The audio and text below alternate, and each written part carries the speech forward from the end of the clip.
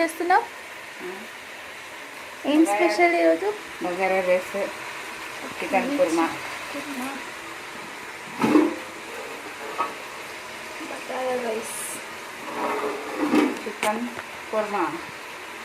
ఏంటి వాళ్ళ special?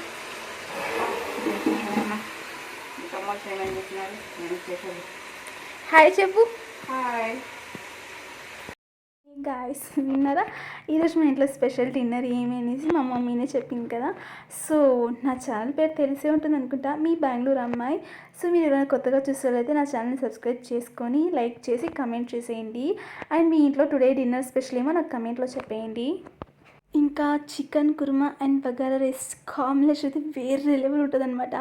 So taste కూడా చాలా బాగుంది. మీకు ఏమైనా ఈ వీడియో కావాలంటే నేను ఆల్రెడీ పోస్ట్ చేశాను, వెళ్ళి చూసేయండి.